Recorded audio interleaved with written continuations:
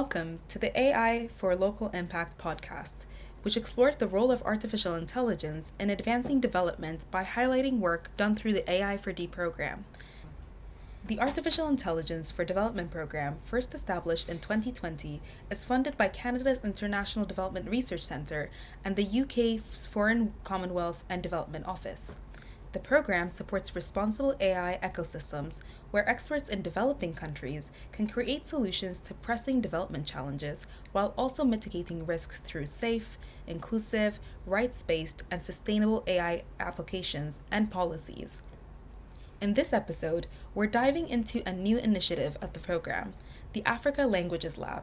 While most AI tools are trained in English and other dominant languages, this lab is working to ensure Africa's rich linguistic diversity has a place in the digital future. From addressing bias to building open data resources and influencing policy, the lab is laying the foundation for AI that speaks Africa's languages. My name is Salam Abdullah, and I'm a researcher at the Global Center on AI Governance and will be your host for this podcast. Joining me today is Professor Vukosi Marivate, a professor of computer science and the ABSA UP Chair of Data Science at the University of Pretoria. His research focuses on machine learning and natural language processing for African languages. He's been a driving force behind initiatives like Masakane and Deep Learning in Daba, fostering collaborations across Africa and globally. He now leads the Africa Languages Lab, which is advancing research, data, and capacity to make sure African languages are not left out of the AI revolution. Welcome, Vukosi. Thanks, Salam, for having me, and thanks also for AI4D, the AI4D network for supporting all of us. Okay, let's start with the big question. Why was this lab launched, and why now? And what kind of work is this building on? Thanks for that question, Salam. We are at a very interesting time in thinking about language and its connections to computing, not just artificial intelligence. The reason we wanted to build out the lab and look at the problems was thinking about where we are as the African community in terms of machine learning and AI over the last few years. So for people's context, if you go back to 2019, we had the Masakani Research Foundation and Network startup, and that really built up a lot of work in building data, building models, and then building on also recognition that you can work on a low resource language, which most of the languages on the African continent are classified as, is that you can have millions of speakers, but not have enough resources, whether it's data, representations in a digital way, or models that are available. So before generative AI or LLMs, we had these challenges and people were building on into those spaces. So if now we're in a very different space where you do see lots of activity across the continent, you have both in research in academia and then research also in the private sector, people are building things. There are still fundamental questions that need to be answered for us to get to ways that we have systematic change. Mm-hmm. So in building out this lab was to get the opportunity to look at the whole system. What this means is that it goes back to the why is the data or tools tools missing? You have to ask yourselves those questions. If you do have some data and you have some tools, how can they get better? And then on the other side, how then do we connect this to people actually using these tools and data and whatever as it becomes available? So we took on this lab to be a transdisciplinary space that is not just computer science. Mm-hmm. It has mathematicians, it has legal scholars, has African language specialists who are all interacting with each other to try and look at the systemic issues. That is very impressive, and what an exciting project to embark upon, to work with so many experts across many different disciplines. And could you please help our listeners understand why African languages are so underrepresented on digital platforms and also AI systems now? Yeah, so to get to that answer, why the transdisciplinarity had to happen is that we can just see it on one side and just say, oh, for this language, my At that time, my digital assistant doesn't speak my language, right? Oh, what's the reason? But if you're in a country like South Africa, 60 million people, 25% of them at home, they report that they speak isiZulu. Another 25% say they speak isiXhosa. Then it seems weird that you don't have that many kind of digital tools or resources that's available for those languages. And as you start working it back, you then identify the role of society in actually developing and supporting the development of languages. If you do that, you then will kind of see now the impact that the history of a country, impacts the language. For many people in the global majority, they've gone through histories of empire, of colonialism, that then now impacts how their languages develop in relation to each other or in relation to outside. Being from South Africa, how much development or how much money or resources was placed on South African languages, and we have 12 right now, including South African Sign Language that just recently came on. But then if you remove English and Afrikaans comparatively, which was developed in a way that then marginalize all the other languages, you still have a lot to do. I love using the example or heuristic of Wikipedia. English Wikipedia has almost 7 million articles are written in English Wikipedia. If we keep to South Africa, Afrikaans is at about 100,000 articles. So you're already a factor of magnitude down. isiZulu, that I said is 25% of the country, is 10,000 articles. Wow. And isindebele up until 2 years ago used to be at 0, and now I think they're at about 200, maybe 250 articles. So if AI systems require that data, you are now comparing with all the mistakes and the challenges that we see in the big LLMs in English, which has 7 million articles. How then do we hope to have kind of very good functioning systems where you're down to 250 if you don't think about changing the ways the models are built, the ways that you could potentially increase the data, or ways that you represent languages or tools in such a way that people can actually use those tools? Yeah, those are really significant challenges that you're working through. And in terms of that challenge, but also more, what is your lab's vision and what are the first priorities that you're intending to address? For context, it's this work was in terms of putting together the concept of the lab was Dr. Abudin Mudupe and myself, so we're co-PIs in these areas. And in terms of vision was just creating the space that people can work on some of the fundamental problems in these areas. It might be fundamental computing problems, fundamental mathematical problems, fundamental legal problems, fundamental African language problems.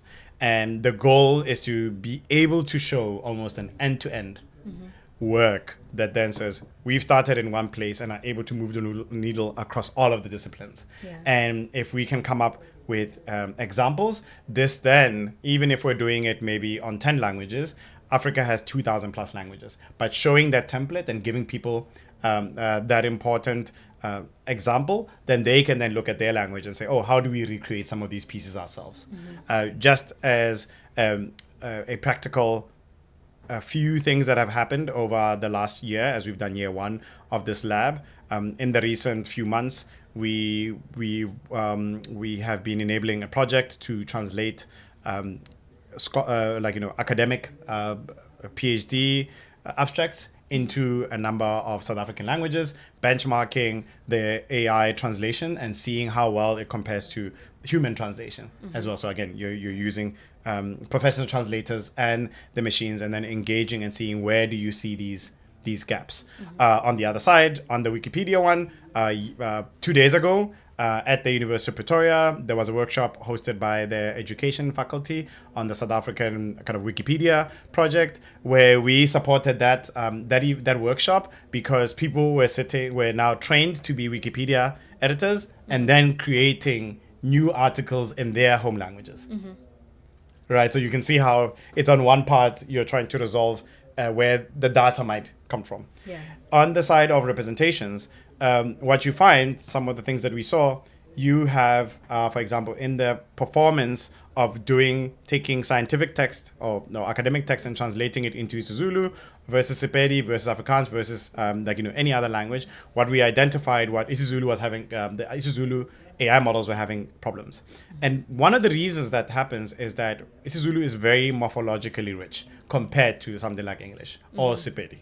So the models themselves, the base of how a large language model is built, is using a specific type of tokenization or representation so that a machine can actually process it that might not be suited for isiZulu. So in the math department, they're working on improving those representations. Yeah. At the same time, in the law faculty, now they're looking at saying, okay, we don't want that as data tools become available, we do not connect to having equitable outcomes. And some of these is that there's this challenge of, if you build resources and other people have to use them, it's the only way is just to say we give them out for free, where they might open ourselves up for exploitation. So how then do you make sure that when you have things like bringing together AI and linguistics researchers, you also teach them about licensing? How does licensing work? How do you then communicate how you want your resources to be engaged with? And with equitable licensing, you might then say, for people who are in Africa or in developing countries, they can use our resources, spread them as much as they want, in whichever way, and then they go out there and use them. But if you are coming from a very a developed country and you now want to use these resources for commercial purposes, go back to the community that created that resource and now discuss what beneficiation might be. Right? And that's something that is not going to be in the realm of computer scientists, but law. Yes. Right? So you see how all of these kind of are interacting with each other, and we hope to come up with new evaluations, new tools, new data, and new policy instruments or guidelines that assist in this work. Yeah, and a lot of your priorities actually really align with the transdisciplinary nature that we mentioned, because so many of the issues that you're addressing cannot necessarily solely be addressed by computer scientists, but collaborations with folks that you're working with across different disciplines as well. Yeah. So that's really impressive. And can you share an example of a project that you'll be focusing on? I know we've touched on a couple of them, but one that you would specifically like to highlight. Sure, maybe two. Okay, I'll give you two. two. Yeah, I'll take two at the moment. So, one that I also took maybe some reflection on not understanding the situation that was facing that community is on South African Sign Language. So we've been, as the Data Science for Social Impact Lab at the University of Pretoria, we've been working since 2018 working on this language work. But then we've never really thought about sign language, right? You're always looking about the languages that might have text, and then more recently audio or speech. And our PhD student who's supported through AI4D, as he was coming up with his topic, he brought it up and said but there's the deaf community is in a way excluded in all of these conversations that we have, and how do we build then tools that could be useful to just bridge those gaps between the two communities? And he sat me down, brought in one of our previous PhD students who also is very interested in this, and really provided the context of we should really think about how we then also explore in this area the problems that come in. Again, they're not just computing. You now have to engage with traditions, cultures, and we are now working in this area where we're hoping to be able, by the time he finishes his PhD, that we can do sign to text translation, right? Where it's not just you're processing a video that has somebody signing, but then you can then also get the text in whatever language you're interested in, right? So that's a very interesting piece, and we hope to come up with some good results, but then actually good insights on what it took to do that. The other side, which is a multifaceted, is trying to think about how can we build informational systems for specific use cases that are connected to our development. So one right now, another PhD student is looking at agriculture. So how then do you build up information systems where you could have a farmer asking a question and then getting a response in whatever language that they want? So to do this, you need a number of things, but then more like, simplified, you would need that you can process the question that is coming in that language, and then have a knowledge base that hopefully is in that language as well. Yeah. And then from there, you don't just leave it to an LLM to just respond, because then where does the knowledge come from? Can you then build up a knowledge base that actually is as current as possible, takes into account lots of different ways of knowing, and then you have an LLM engaging with that knowledge base as well, and then responding to the farmer. So the PhD student is working on this, and it's through the RAG framework, which is a retrieval augmented generation, where you just don't have the LLM being by itself, but it also engages with like a database of like facts or documents. Now, to make sure that when the question is asked, it aligns very well with the knowledge base, you then have to resolve that issue that I highlighted about the representation that represents language. And that's where now we have a postdoctoral researcher working with the mathematics department to now try to make that as kind of tight as possible. And we then hope to then have these new proof of concept to say, oh, you can improve this. You don't need as much data as English, but you can have much higher quality responses that are useful for people. Yeah. And those are such important projects because, I mean, for agriculture, it is the majority of the continent in most parts of Africa. Yeah. And then also with sign language, it really highlights what we mean by language. It's not necessarily just only spoken and written, but also highlights that we need to address marginalizations within our communities. And these labs addressing that as well. So all the best with those projects, and excited to see what will come out of those. Yeah. So let's talk about your interactions beyond the labs and your colleagues and PhD students. How are you collaborating with communities that are, including linguists and technologists, but also communities on the ground that are interacting with the sectors that you're working in? Yeah, this one I guess would be the interesting one compared to the other the other labs. So who are our stakeholders in some ways, or communities? Some have been that I'm thinking about linguists. So we for example host a annual workshop called Hunzula. Hunzula means change in Xitsonga, and this was started to say, okay, how do we bring in the AI computing mathematics people to sit with African language specialists and linguists, and then through that you develop a common language to talk to each other now. Right? And this is important.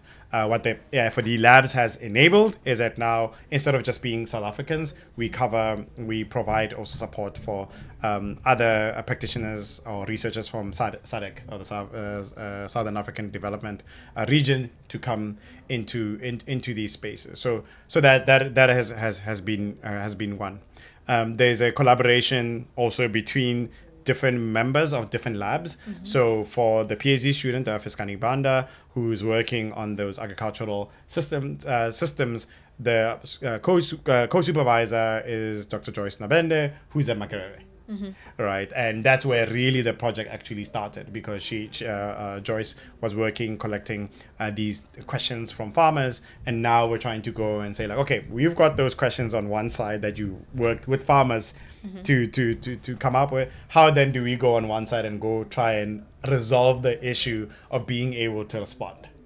And then we, once we're resolving that, then it goes back on the other side and say, how then do we make sure that these things are useful? In South Africa, for the agricultural one, we're also working with one agricultural organization, AFGRI, because one of the knowledge bases that we're using was through a donation from them. They write newsletters for farmers. Right, and they tend to make sure that they're written in different languages. And now we're also trying to engage with them and say, how can we, as we're working, engage with their constituents in a way where they can actually see what it is that we're doing. Yeah, so right. So that's more the application-based one.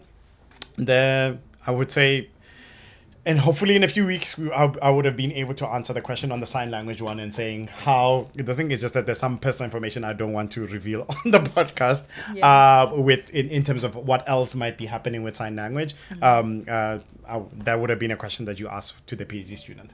Okay. Yeah. That's exciting then that there are more communities evolving and coming through. Yeah. But in the meantime, it's also really impressive that there's a growing research and development community on the continent that you're networking with and working alongside on different projects.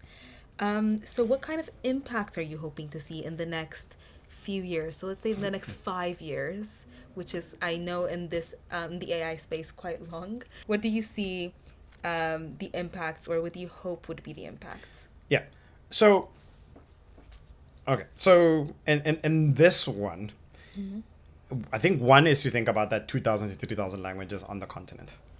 Yeah. That's I know it'll sound like a philosophical answer, but we need enough examples of showing that as we build out technology for languages, it then forms as a base that innovation then can spread faster.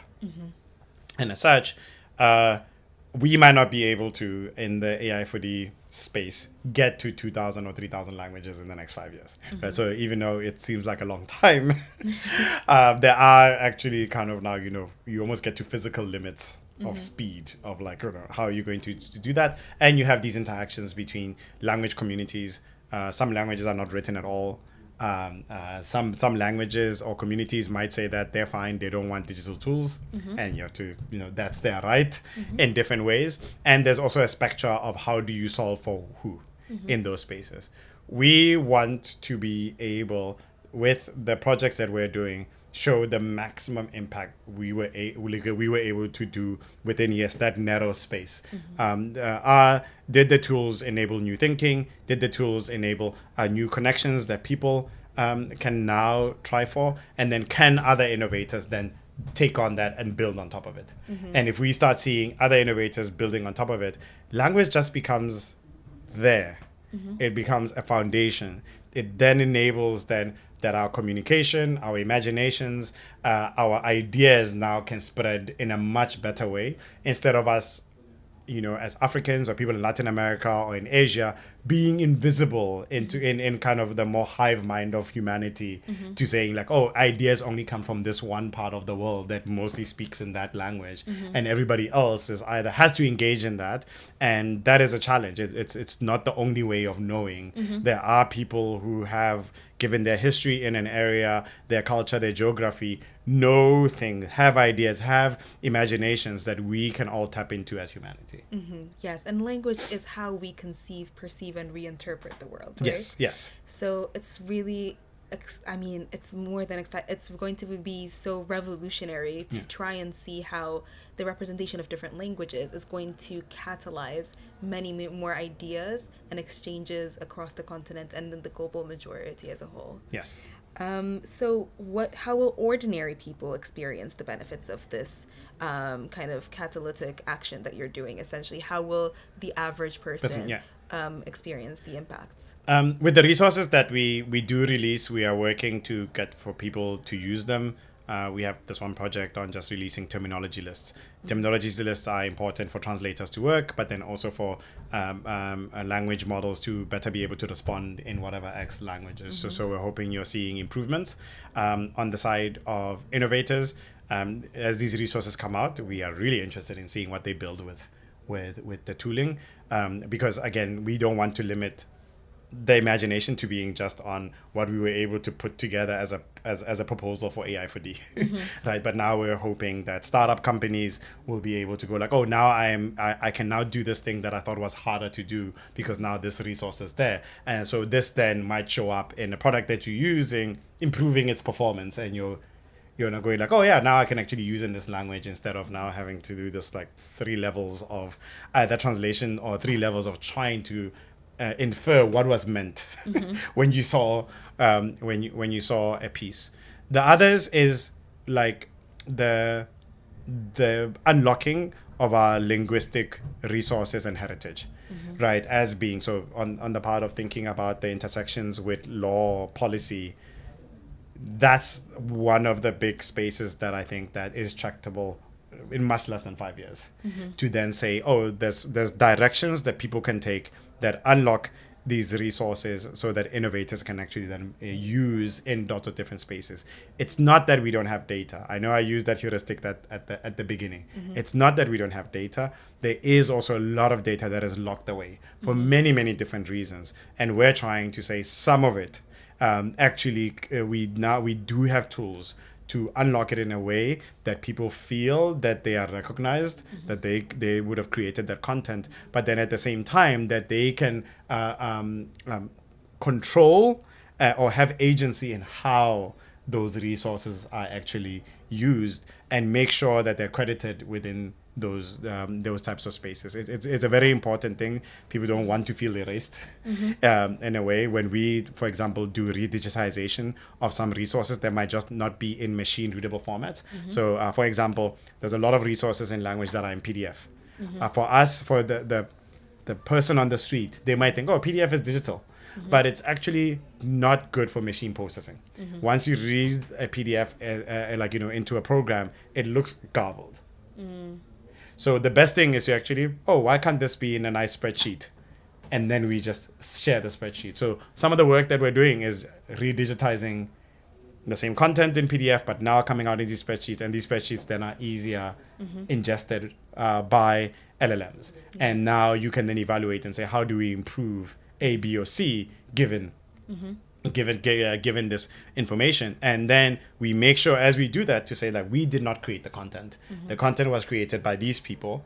Under this license, we are just making it easier for other researchers and developers and innovators to be able to use this resource to enable new language tools that they couldn't do before.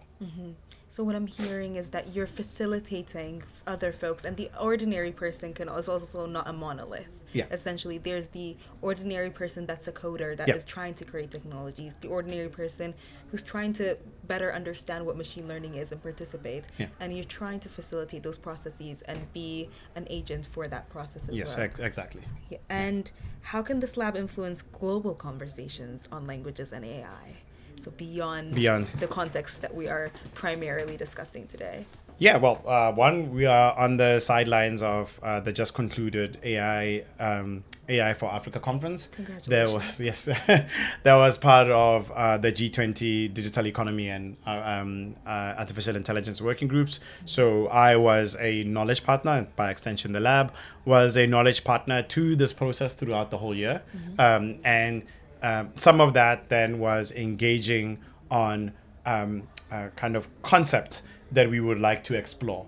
One of those concepts was, how do we actually unlock resources that might come from public broadcasters all over the world? That they, in a lot of times, in a lot of countries, public broadcasters are the ones that are broadcasting in the local languages.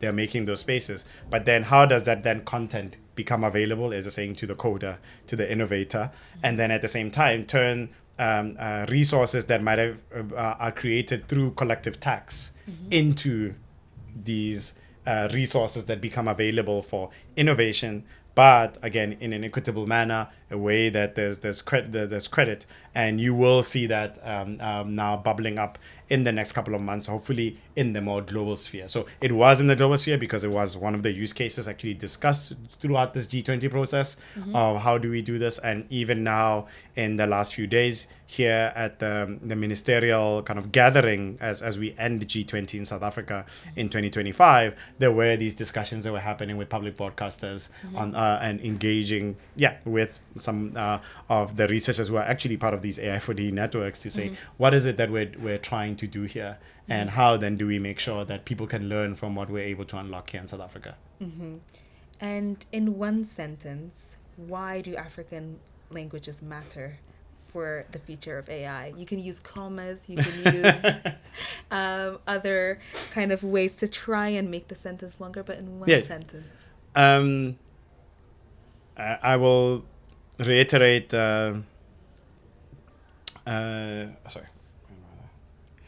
Okay.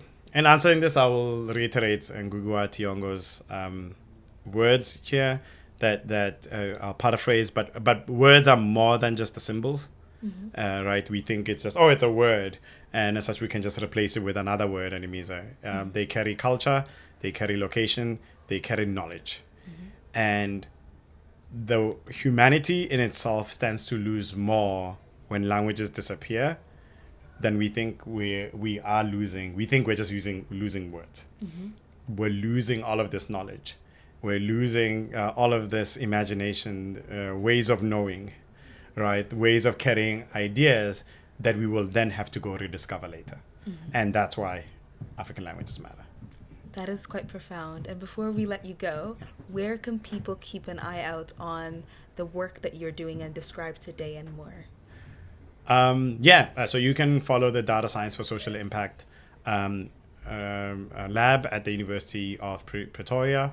And even then, this AI for D lab, the African Languages Lab, also forms a important pillar of a new institute that has been formed at the University of Pretoria. It was part of the proposal called the African Institute for Data Science and AI because of also expanding beyond language, right? That it's not just going to be language that we have to do.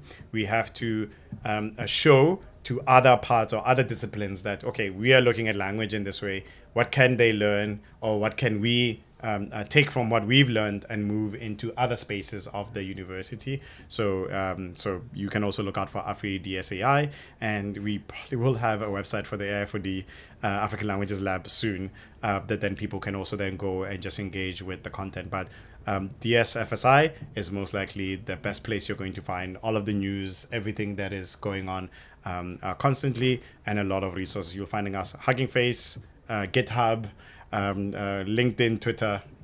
We're there. Okay, thank you so much, Vukosi. You've been listening to AI for Local Impact. This podcast is brought to you by the Global Center on AI Governance for the AI for D program. To learn more about the program and its projects, please visit ai4d.ai. Be sure to subscribe to this podcast, share this episode, and join us next time as we continue to explore how AI is shaping development across the Global South.